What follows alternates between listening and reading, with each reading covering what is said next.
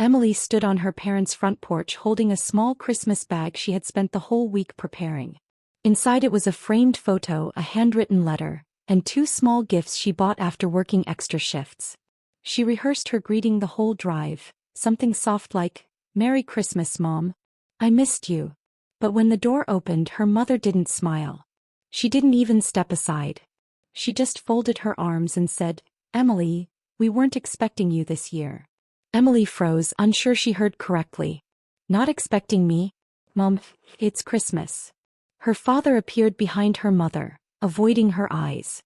"We planned something small," he said. "Just us. You understand, right?" Emily blinked fast, trying to keep her voice steady. "So, you don't want me to stay?" Her mother sighed. "Maybe next year." The coldness stung deeper than the December wind brushing her face.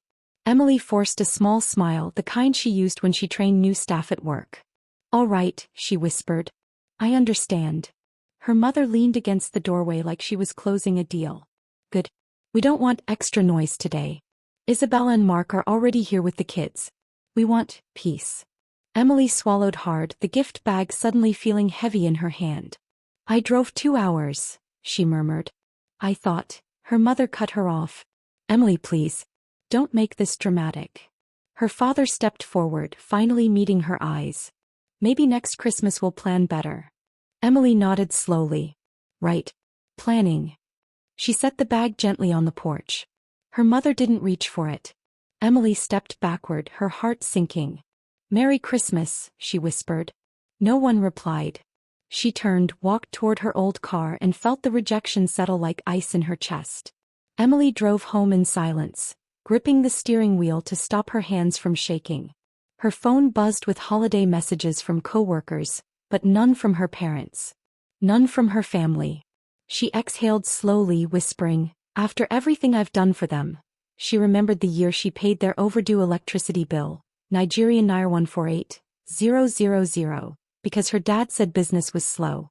She remembered the 92,500 Nigerian nairas she loaned her mother for emergency groceries, money she never asked back. She remembered covering her parents' mortgage payment twice when they said the bank was getting strict. She remembered doing all of this quietly, never bragging, never complaining, only wanting to help her family breathe easy. And now on Christmas Day she wasn't expected. She wasn't wanted. She wasn't family enough. Emily tightened her jaw as her car rolled into her apartment parking lot. Something inside her shifted, stronger, clearer, colder. Inside her apartment, Emily sat at the dining table and placed her phone down carefully, like she was afraid it would break under the weight of her thoughts. She stared at the screen until her vision blurred. "So they had space for everyone, except me," she whispered. She wiped a tear before it could fall. Then another thought hit her, sharp, bright, unforgiving. She had access to their mortgage account. Her parents had begged her to set up automatic payments last year because technology was confusing, and Emily understands bank apps better. She handled everything. She even saved their login because they kept forgetting the password. Emily leaned back slowly, a new calm settling into her posture. "Not expecting me for Christmas," she repeated softly, "but expecting my money every month." Her heartbeat steadied. "All right then." Her voice lowered. "Let me give them a Christmas surprise too." Emily opened her laptop, her fingers hovering above the keyboard for a moment as if giving her parents one last chance to step back into her life. But no message came. Not even a polite "Did you get home safe?" She logged into their mortgage account with the same password she created months ago. The dashboard loaded instantly. The next payment, Nigerian naira 265,400, was due in 9 days. Her parents had never missed a payment since she took over. Their house, their pride, their stability, was resting on her hidden sacrifices. Emily clicked Cancel Automatic Payment. A warning popped up.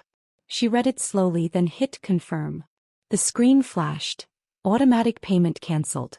She closed the laptop gently, not angrily. She wasn't acting out of rage. She was acting out of clarity. "You rejected me today," she whispered. "Let the bank knock on your door next." Emily sat still for a long moment, listening to the quiet hum of her apartment heater. She wasn't smiling. She wasn't trembling. She simply felt awake. She whispered, They taught me today what my place is to them. She grabbed her phone and opened the family group chat. It was filled with photos of her parents, her siblings, and their children sitting around the Christmas table. Her mother had even written, "Such a peaceful Christmas. No unnecessary drama this year." Emily exhaled through her nose, a soft, bitter sound. Her younger sister Lily had added a comment, "Finally. Best Christmas ever." Emily locked her phone and whispered, "So that's how you feel." She stood up, poured herself a glass of water and made a decision. They were going to learn that you cannot cut someone out emotionally while depending on them financially. Not without consequences.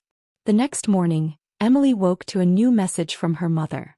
"Emily, hope you're good. Can you help handle the mortgage payment early this month? We overspent on the kids' gifts. Thanks." Emily stared at the message, her eyebrows lifting slowly. No apology. No mention of yesterday. No acknowledgement of turning her away at the door. Just, instructions. He typed a reply, paused, then erased it. She wasn't ready to say anything yet. She needed them to feel the impact before she spoke.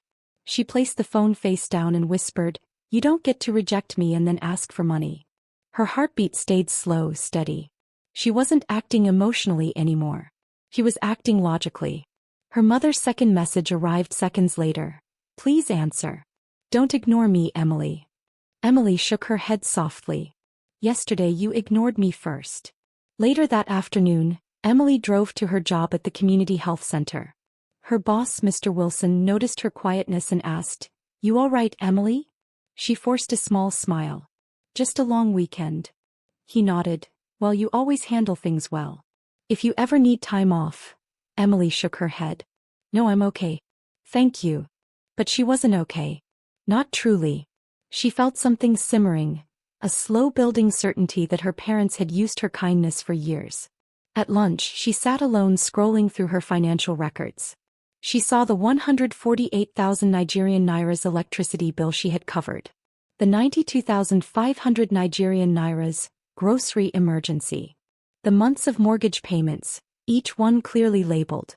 Each one tied to her sacrifice. She whispered, "They should have expected this Christmas outcome." She closed the files with a quiet nod, sealing her decision. Her revenge wasn't emotional, it was calculated. 2 days later, Emily received a panicked call from her father. The moment she answered, she heard the tension in his voice. "Emily, the bank just contacted us. They said the mortgage payment didn't process. Did something happen?" Emily's tone remained calm. "Yes. I canceled it." There was a stunned silence. Then her father's voice rose sharply. "You what? Why would you do that?" Emily leaned against her kitchen counter. "You said I wasn't expected for Christmas. You made it very clear I wasn't part of your plans." Her father sputtered, "That has nothing to do with bills. You know we rely on you." Emily nodded slowly, though he couldn't see her. "Yes. That's the problem." Her father lowered his voice, almost pleading. "Emily, the bank will penalize us." She closed her eyes. "Then maybe you shouldn't reject the person keeping your house standing." Her mother called immediately afterward, her tone sharp and commanding. "Emily, fix this now. Do you want us embarrassed? Do you want neighbors talking?" Emily's voice stayed controlled. "No, Mom. I just want you to treat me like a daughter, not a bank account." Her mother scoffed. "Oh, don't be dramatic. Yesterday was supposed to be peaceful. You ruined things with your sensitivity." Emily's eyes hardened. "I stood on the porch holding a gift for you. You shut the door in my face." Her mother replied coldly, "It wasn't personal. We just didn't want noise."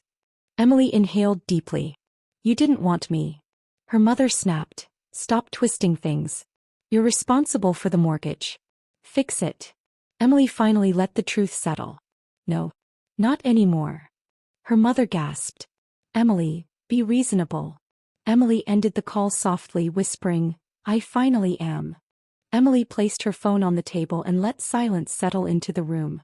She wasn't shaking anymore. She was steady in a way she hadn't felt in years.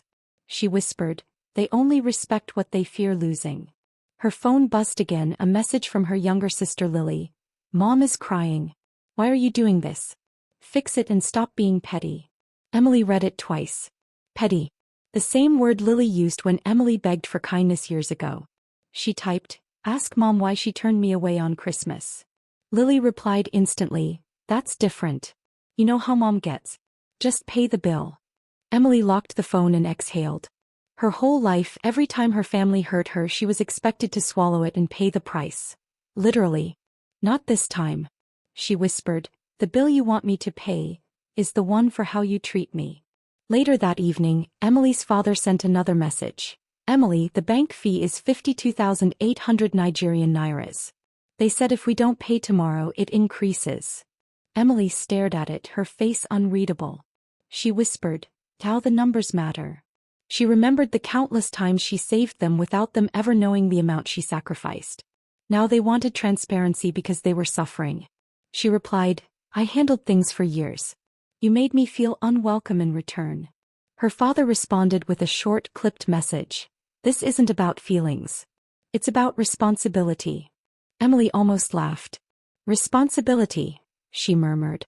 "I carried all the responsibility while you carried none of the love." She put her phone aside and began cleaning her apartment slowly, letting her mind settle into silence. A plan was forming. A confrontation was coming. And this time it wouldn't be in private. They wanted to shame her emotionally. He would not hide anymore. The next morning, Emily's workplace held a small post-holiday meeting. As she sat at the conference table, she watched coworkers share stories about warm, chaotic Christmas gatherings. Someone asked her, "Emily, how was yours?" She paused, then smiled gently. "Quiet." She didn't share the pain. She didn't expose her parents yet. She wasn't ready, but she would be. As she stepped out of the meeting, her phone rang again. It was her mother. Emily answered calmly. "Yes." Her mother didn't waste time. "The bank said the payment is still missing." "Emily, this is embarrassing. We told your uncle we were fine financially. Now he'll think we're irresponsible." Emily tilted her head. "You're worried about your image?" Her mother hissed, "This is not the time to test us." Emily smiled faintly. "It's the perfect time." She ended the call, leaving her mother shouting into silence. Emily drove home thinking about the years she silently saved her parents from financial collapse. She remembered overhearing her mother tell a friend, "Emily should be grateful she has parents like us." That sentence had stung then, and now it burned deeper. At home, Emily opened her drawer and pulled out a folder filled with printed transaction receipts, her quiet sacrifices. Every payment was documented. Every transfer had her name. She whispered, "You want receipts? I have them." She organized them by date, clipped them neatly, and placed them in a large envelope. This wasn't a revenge born from chaos. It was a revenge born from proof. She tucked the envelope into her handbag. She was going to face her parents soon. But she wouldn't go alone, and she wouldn't go quietly. If they wanted to embarrass her, she would show them who had really been holding the family together. That evening, Emily received a voice note from her mother. Her mother's tone was sharp and filled with anger. "Emily, people are beginning to ask questions. Your sister told her friend, and now rumors are spreading. Fix this mortgage issue before you destroy our reputation. Don't be selfish." Emily listened twice, not because she was confused, but because she enjoyed how calm she felt in response. She typed a single reply, "I will come over tomorrow. We'll talk face to face." Her mother responded instantly, "Good. Bring your bank card." Emily chuckled softly. "They think this is a negotiation," she whispered. But tomorrow would be something entirely different. She placed the envelope of receipts into her purse and whispered, "Let them see everything." For the first time in years she felt powerful. Not because of money, but because she finally understood her worth. The next day, Emily arrived at her parents' house. Her mother opened the door with crossed arms and an impatient expression. "Finally," she said. "Come in." Emily stepped inside, scanning the living room decorated with expensive Christmas ornaments she pretty much funded. Her father sat on the couch, tapping his foot nervously. Lily stood in the corner with her arms folded, ready to judge. Her mother said, "Sit. We need to fix this now." Emily sat calmly. "We need to talk first." Her mother waved her hand sharply. "Talk later. Pay now." Emily shook her head slowly. "No. We talk first." Her mother's voice rose. "Emily, enough." Emily reached into her bag and placed the large envelope on the table. "Before anything, You're going to understand what I've done for this family." Her parents exchanged confused looks. Lily snorted. "What's that supposed to mean?" Emily leaned back, unbothered. "Open it." Her father reached for the envelope and pulled out the neatly clipped stack of receipts. His eyes moved quickly, then slower, the weight of each payment settling onto his expression. "Emily, all these are from you?" he whispered. Her mother stood behind him, squinting at the papers. "What is this? Why print all this?" Emily answered evenly, "Evidence. Since evidence seems to matter more than love." Lily grabbed a few pages and frowned. Nigerian Naira 148,000. 92,500 Nigerian Nairas? You paid all this? Emily nodded. And the mortgage? Many months. Her mother scoffed. You didn't have to. You offered. Emily's eyes hardened. No. I rescued you. Quietly. Every time. Her father swallowed. Why didn't you tell us? Emily blinked slowly. Because I didn't think you would ever throw me away. The room fell silent except for the soft sound of paper shifting in her father's hands. Her mother recovered first. She placed both hands on her hips and said sharply, "So what? You want applause? You want us to worship you?" Emily stared at her mother with a calmness that felt like steel. "I want respect. I want the same love you freely give to everyone else." Her mother rolled her eyes. "You're too sensitive. Always looking for attention." Emily leaned forward. "You made me stand outside on Christmas Day." Lily murmured, "Mom, that was harsh." But her mother snapped, "Stay out of it." Emily continued, "For years I carried your burden. The least you could have carried was my presence." Her father sighed, rubbing his forehead. "Emily, we made a mistake. But you canceling the payment, it's too much." Emily nodded once. "Yes. It's the same size as the pain you gave me." Her mother glared. "We don't deserve punishment." Emily replied softly, "Then why did you punish me first?" Her parents shifted uncomfortably, realizing the conversation was slipping out of their control. Emily folded her arms. "I'm not here to fight. I'm here to explain what will happen next." Her father looked up, panicked. "Emily, please. We can fix this together." Emily shook her head. "No. I already fixed things alone for years. Alone is the only way this family sees me." Her mother scoffed loudly. "So because we didn't invite you for one Christmas, you want to ruin our lives?" Emily stood slowly, her voice steady and clear. "It wasn't one Christmas. It was the final sign of how little you value me." Lily looked between them nervously. "Emily, what exactly are you planning?" Emily picked up her purse. "The bank will contact you again tomorrow. And you will handle it yourselves." Her mother shouted, "You can't walk away." Emily replied, "I already did." Emily headed toward the door, but her mother rushed forward, grabbing her arm. "You're not leaving until you fix this embarrassment." Emily pulled her arm back gently but firmly. "No. You're embarrassed because people will finally see the truth." Her mother blinked. "What truth?" Emily looked her straight in the eye. "That the daughter you rejected has been financing your life." Her father stood, his voice trembling. "Emily, don't tell anyone. We'll lose respect." Emily raised her chin. "Now you understand how I felt." Her mother hissed, "If you expose this," Emily stepped closer, "then maybe the world will finally see the version of you that I've lived with." Lily whispered, "Emily, please don't go." Emily turned towards the door. "Respect is earned. And today you earn nothing." She walked out, letting the door close behind her like a final sentence in a long overdue truth. Emily walked down the driveway with steady steps, her mother yelling behind her, but she didn't look back. The December air felt different. Sharp, clear, honest. She got into her car and whispered, "I'm done being invisible." As she drove away, she spotted her uncle's car pulling into the street. He waved, then frowned when he didn't see Emily stop. Moments later, her phone buzzed with a message from him. "Your mom says family emergency. You okay?" Emily replied, "I'm fine. You should go inside." She added nothing more. Let the truth speak by itself. She drove to a quiet cafe across town, sat near the window and finally allowed herself to breathe. She knew her parents weren't finished. They would push harder. They would call every relative. They would spin every story. She whispered, And when they do, I'll tell mine. As predicted, her phone rang nonstop for the next hour. Aunties, cousins, family friends, all with the same line, "Your mother said you refused to help." Why? Emily answered none of them. Instead, she posted a single message in the extended family WhatsApp group.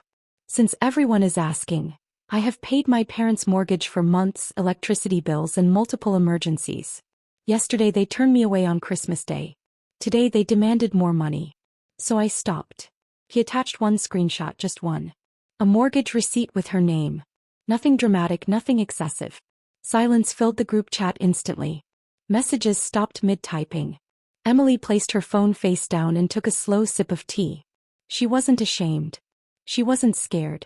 She wasn't breaking the family, she was breaking the silence. And the truth was louder than anything her parents could scream.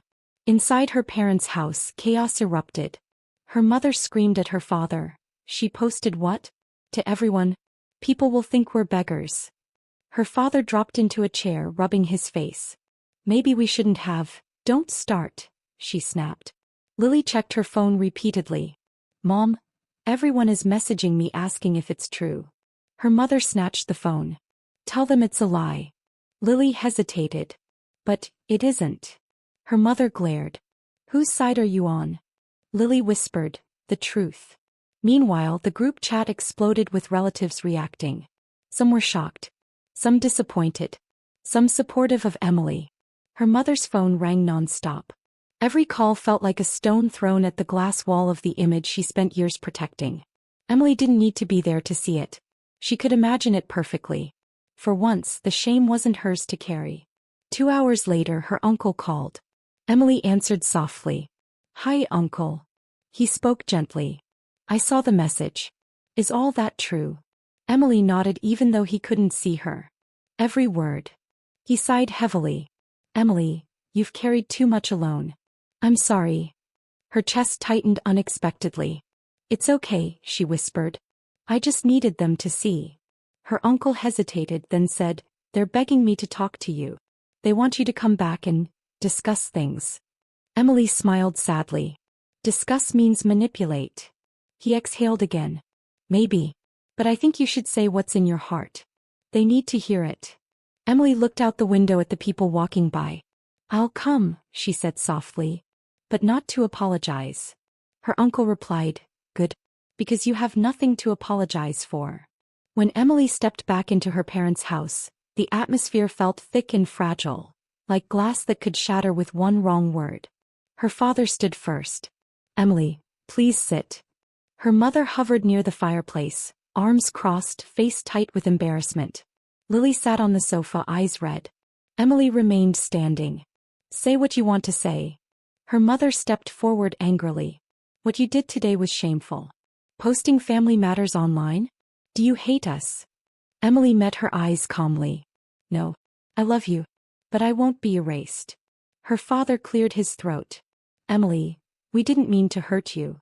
"You did," Emily replied softly, "and you meant it enough to lock me out of your life." Her mother rolled her eyes.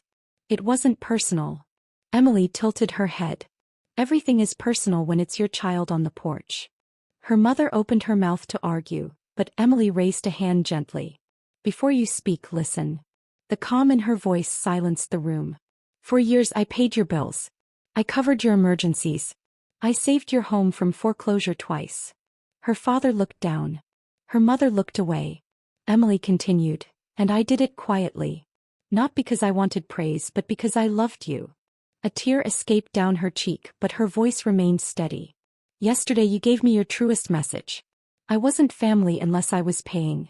Her mother's face softened for the first time. "Emily, we were overwhelmed. We wanted a quiet Christmas." Emily nodded. "You got it. You got your quiet Christmas. Without me." Her mother swallowed hard. "We didn't think it mattered that much." Emily exhaled slowly. "It mattered because I mattered." Emily walked toward the center of the room, her presence steady and grounded. "I didn't cancel the mortgage because I'm cruel.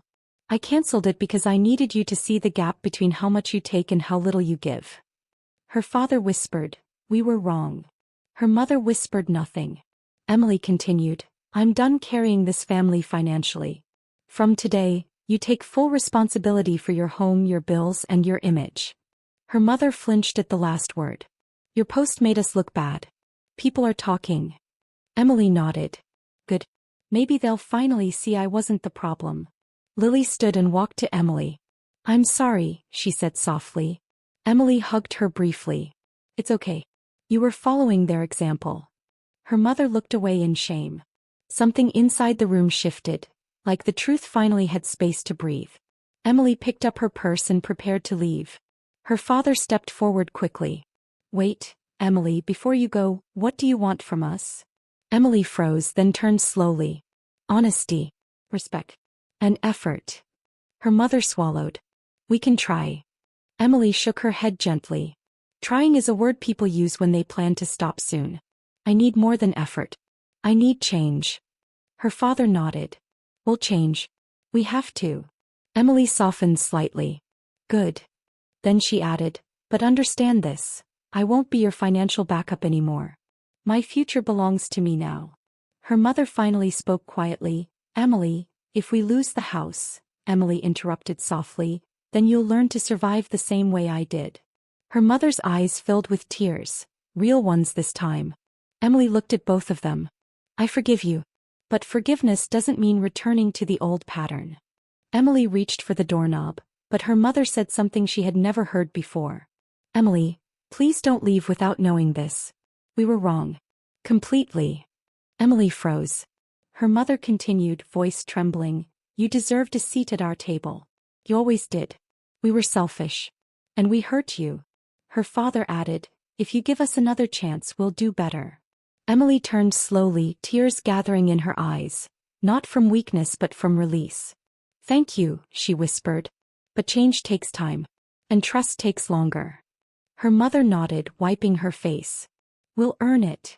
Emily breathed deeply, finally feeling the weight of years lift from her shoulders. She opened the door slightly, sunlight spilling into the room. Lily whispered, Are we going to be okay? Emily smiled gently. We will. If everyone chooses to be better. Emily stepped outside into the cool air, letting the door close softly behind her. She walked toward her car with a posture that felt new, strong, clear, unburdened. Her phone buzzed. It was a message from her uncle, proud of you. Another from a cousin, you taught all of us something today. And then unexpectedly a final message from her mother, we love you. We want you here next Christmas. Not for money. For you. Emily inhaled deeply, letting the words settle, not as a fix but as a beginning. She whispered, That's all I ever wanted. As she drove away, the sun broke through the clouds, lighting the road ahead. She didn't know what the next year would bring. But she knew this. For the first time in her life, her family wasn't the one defining her worth. She was. And that was the most powerful revenge of all.